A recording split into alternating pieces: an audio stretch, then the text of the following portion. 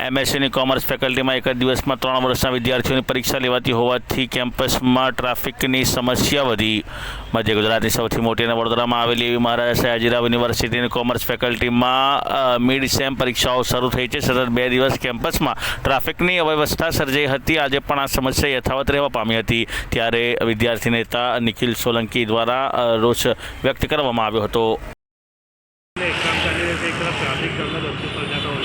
તમે જોઈ શકો છો કે છેલ્લા 3 દિવસથી કોમર્સ ફેકલ્ટી એટલે કે સૌથી મોટી ફેકલ્ટી ગણાતી કોમર્સ ફેકલ્ટીમાં એફવાય, એસવાય અને ટીવાયની 3 વર્ષની પરીક્ષા એક જ દિવસમાં લેવામાં આવી રહી છે. જેના કારણે હજારો વિદ્યાર્થીઓ ફેકલ્ટીમાં પરીક્ષા આપવા માટે આવે છે. તો જ્યારે એક વિદ્યાર્થી પરીક્ષા આપવા માટે આવે છે અને બીજા વિદ્યાર્થીઓની બેચ છૂટે છે, એ સમયગાળાની સેકન્ડ યર અને ટીવાય થર્ડ યર બીકોમની ગેપ ખૂબ જ ઓછી હોવાને કારણે અહીંયા ટ્રાફિક જામ ખૂબ જ થાય છે. તમે જોશો તો યુનિટ બિલ્ડિંગનો જે સાંકડો બ્રિજ છે ત્યાં તો ખૂબ જ મોટા પ્રમાણમાં ટ્રાફિકની સમસ્યા સર્જાય છે.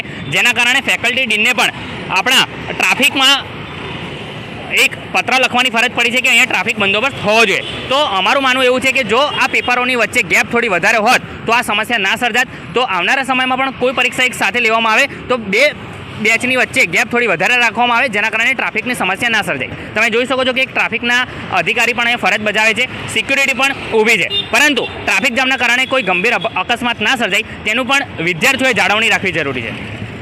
નિખિલ સોલંકી.